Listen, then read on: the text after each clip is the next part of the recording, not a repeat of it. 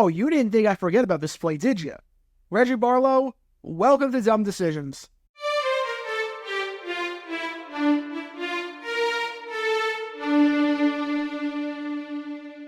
Welcome everybody to JG9 News, where we talk all things NFL all the time. I'm Jared Garrett, representing the 904 from the 602, and today we are talking about the United Football League and Sunday's game between the DC Defenders and the Houston Roughnecks. The Defenders picking up their first win of the season, taking it 23-18, but there was a decision that happened during this game that I have to talk about because it was one of the stupidest decisions I've seen in quite some time, and I have no clue what head coach Reggie Barlow is doing. It has not been a great season for the Defenders. They look like one of the worst teams in the UFL. I'd probably have them as the second worst team, only ahead of the Houston Roughnecks. And this game was another indication as to why that is the case. Because this is a poorly coached team. If this decision by Reggie Barlow is anything to go off of. So here's the situation. DC is leading by 5 points with about 2:20 left in the contest. They get a stop on third down. It sets up 4th and long for the Roughnecks. You figure they're just going to be punting this ball away. The clock is running right now because remember, anything in the UFL, outside the final 2 minutes of each half, the clock runs automatically. So the clock is running, and it's a very good spot for DC. DC has a chance to get the ball back after the 2-minute warning. Houston only has 2 timeouts, so DC can run 2 plays, force it to burn their timeouts. On third down, they can run another play, kill some more time off the clock, and then Houston gets it back with no time left in the contest for the most part. However, for some inexplicable reason, Reggie Barlow decided, you know what? I'm not going to do that. I am going to call a timeout with 2:11 left, thereby ensuring the fact that Houston has to punt the ball away before the 2-minute warning, meaning that we have to goal a play on offense before the 2-minute warning, basically giving Houston an extra timeout. This is how it sounded on stream. Wait, why did DC call timeout? It was getting around to the 2-minute warning. That helps you out. Why would DC call timeout? What am I missing here? Why did DC call timeout? Honestly, because the clock was going around to the 2-minute warning after that play. Clock was going around to the 2-minute warning. So they weren't going to get off before the 2-minute warning. Now what you essentially just did... What? Wait. You guys get what this is stupid, right? This is the dumbest... And in case you think it's bad when I talk about it, when the announcers are confused, you know it's bad. Take a listen to what Kurt Menefee had to say, along with some of the other announcers that were working back here, because they were just as confused as I was. They did. DC called the timeout. Wait, DC called the timeout? Yeah. He's making sure he did. Punt return. You're on the other side of players, so it took me a second to see. Thank you. Well, this helps out Houston. Oh, of course it does. Now, in all likelihood, DC is going to have to run an offensive play before the 2-minute warning. Catch the ball and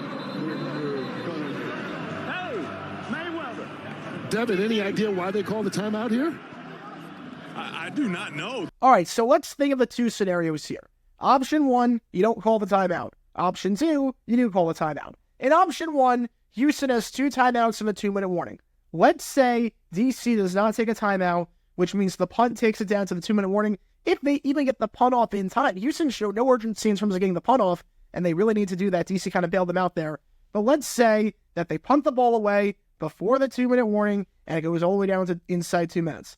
First down, DC runs the ball. Houston calls timeout with 1:55 left. Second down, DC runs the ball. Houston calls timeout with 1:50 left. Third down, DC runs the ball. 35 more seconds come off the clock because, again, Houston has no timeouts. The Defenders punt it away with about 1:10 left. Houston gets it back with under a minute to go. However, by Reggie Barlow calling the timeout, here's what happened. The first down play just takes it down to the 2-minute warning. You gave Houston a third timeout that they didn't need to have. Second down, DC runs the ball. Houston calls timeout with 1:55. And on third down, DC runs the ball, and Houston calls timeout with 1:50, meaning that if you don't get the first down, DC punts it away with 1:50. Houston gets it back with about 1:40 left with college time rules in place, so on first downs, the clock stops while they reset everything. You just potentially gave Houston an extra 6 plays to go down the field for no reason whatsoever, keeping in mind that they're probably going to have really good field position because this punt is going to be when you're pinned in your own territory. So Option 1, you don't call a timeout. You let it go down to the 2-minute warning. Houston gets it back with a minute left. Option 2, Houston gets it back with 1:40 left, which is better for the offense. Obviously, it's better for Houston if they get back with 1:40 because it means they have more time to go down the field. They can use more plays in their playbook. Why did DC do this? They just completely bailed them out, especially because Houston was not getting the punt off before the 2-minute warning. You just bailed them out and gave them more plays to work with. At the very least, if you are going to call timeout to make sure you don't give them a free 5 yards, or because you don't know if they're punting or going for it, do it with 2:04 or something like that. Don't do it here. Don't do it with 2:11 left where they have to get the punt off and you have to call a play before the 2-minute warning, and you just gave them a third timeout. The logic here by Reggie Barlow made no sense whatsoever. You just gave Houston extra plays to work with for no reason at all. For no reason at all. You gave them plenty of time to drive down the field, especially because Reed Sinnett was carving them up after Jarek Guarantano got injured during the game, and Reed Sinnett looks very, very good right now for Houston. I think he will be the starting quarterback going forward, even when Guarantano comes back. But just a baffling decision by Reggie Barlow. Yes, the Defenders were a good team last year, but Barlow did not have the smartest coaching last year at times. There were many, many moments where I was scratching my head, and this is one of them this year, especially because the Defenders are not that good this year, relatively speaking. The offense is struggling. The defense is very hit or miss. Greg Williams with the very, very bizarre play at the very end of that game, setting the house. This was a poorly coached game. This was a poorly coached game on both sides. Houston, they didn't know that there was a 10-second runoff when they committed a penalty with 20 seconds left and the clock was running, so they were completely out of sorts. Just a poorly coached game between two of the, maybe the worst coached teams in the UFL, but this decision by Reggie Barlow, definitely worthy of a dumb decision because this was one of the dumbest timeouts I've ever seen. There is no reason to call timeout before the 2-minute warning.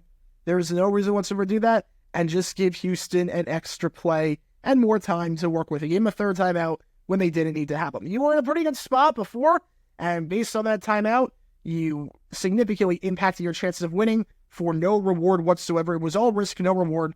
Just a really, really bad decision by Reggie Barlow and company. But what are your thoughts on this dumb decision? What are your thoughts on the DC Defenders? Let me know everything in the comments down below. Again, dumb decisions for the NFL channel, nothing's changing there, but for UFL, it's going to be structured sort of like this, where I just talk, have a few notes, and it's more relaxed, more laid back.